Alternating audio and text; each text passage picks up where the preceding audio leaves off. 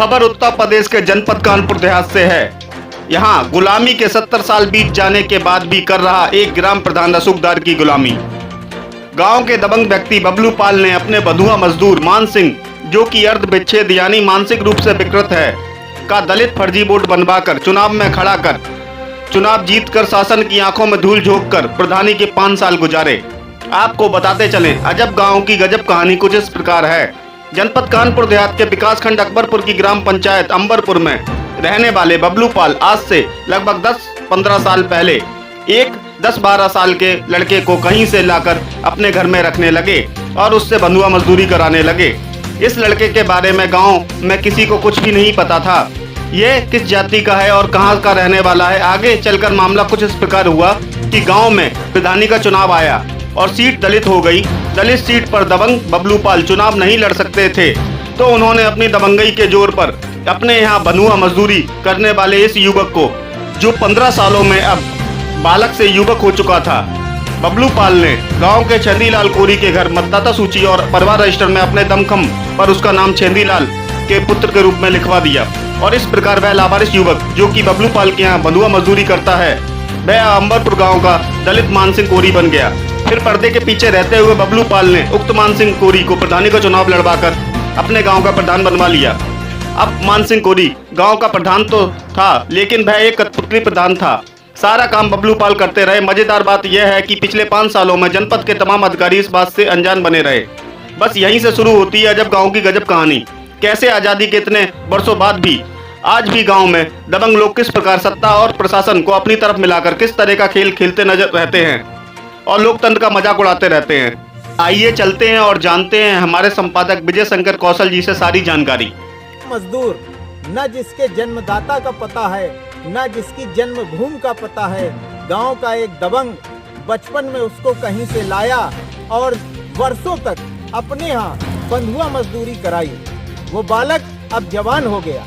गांव में प्रधानी का चुनाव आया, दलित सीट हो गई।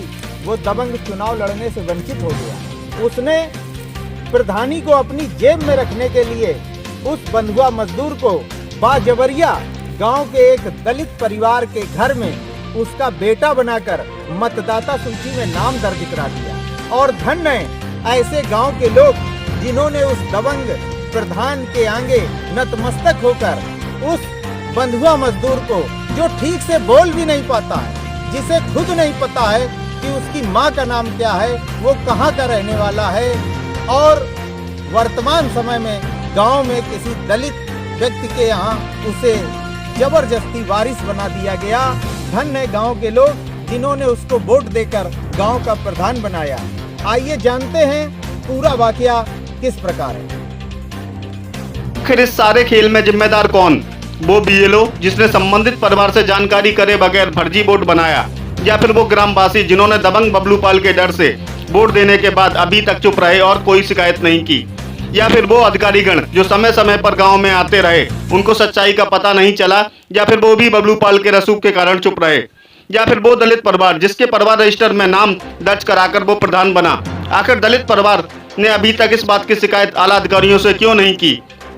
हम दिखाते हैं गांव के 2 वीडियो, जिसमें एक में वो अर्धविच्छित युवक जिसको गांव का प्रधान बनाया है, वो खुद किस तरह से बातचीत कर रहा है।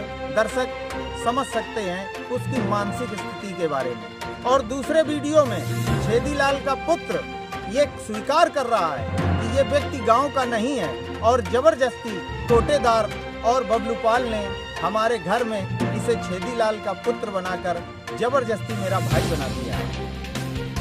हमारी न्यूज उत्तर प्रदेश की टीम ने ग्राम प्रधान मान सिंह कोली से बात की, तो वह ठीक प्रकार से जवाब भी नहीं दे पाए। यहाँ तक कि वह अपनी मां का नाम भी ठीक तरीके से नहीं बता पाए। इस बात से ये तो तय है कि प्रधान मान सिंह कोली अर्ध विच्छेद यानी मानसिक रूप से विकृत हैं। जब हमारी टीम ने बबलू पाल से बात करनी चाहिए तो वह गाँव से भाग गया। ये बताओ तुम्हारा नाम क्या है? तुम्हारा नाम क्या है? तो गांव के प्रधान को है तुम हो। अभी ये कल की तारीख में जो खड़ंजे का निर्माण हुआ है वो तुम्हारी अनुमति से हुआ है? कैसे, क्यों करवाया तुमने? जब बस्ता 25 तारीख से बंद हो गए थे तो किसके आदेश पे ये काम करा दिया?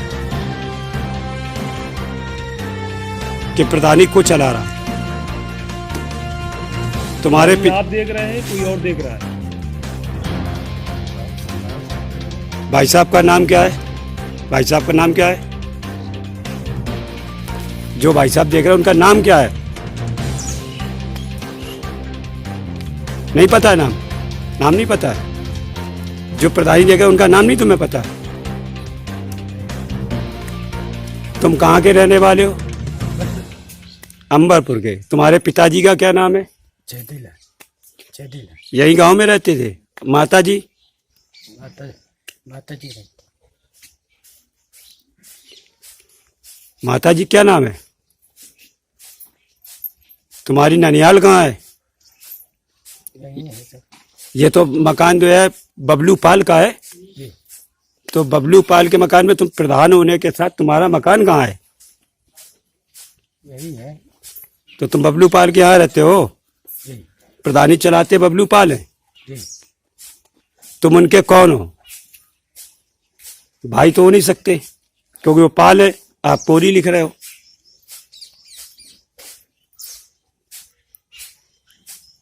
सही सही बताओ कहाँ के रहने वाले हो, क्या है?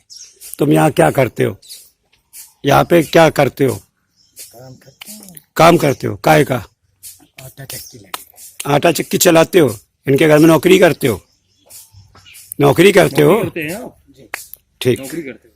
हमारी टीम ने छेंदीलाल के असली पुत्र रघुनाथ कोरी से इस मामले में बात की तो उन्होंने बताया कि मेरे पिता छेंदीलाल कोरी हैं, मैं अकेला पुत्र रघुनाथ कोरी हूं और ये मान सिंह कोरी को जबरदस्ती कोटेदार और बबलू पाल ने मेरे घर की मतदाता सूची में मेरे पिता छेंदीलाल का पुत्र दिखाकर नाम बढ़वा दिया गया है, जबकि इससे मेरे घर का कोई भी संबंध नहीं है। कल को ये मेरी जायदाद में भी बंटवारा कराएगा, चाहे तो इसका डीएनए टेस्ट करा लिया जाए।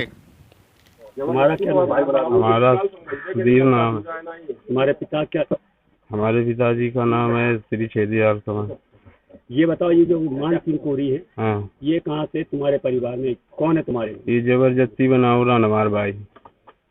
क्या किसने बनवाया था? ये बनवाओ रानी का नाम रामनाथ कोटेदार और ये बनवाओ रानी का नाम बबलू प्रधान। बबलू प्रधान। हाँ, आप लोगों ने विरोध नहीं किया?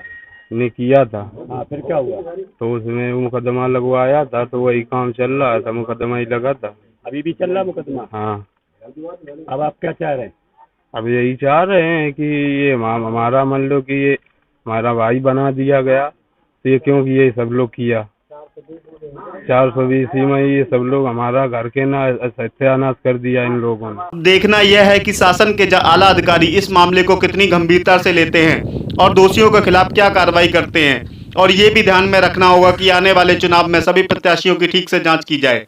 न्यूज उत्तर प्रदेश से संपादक विजय शंकर कौशल की रिपोर्ट।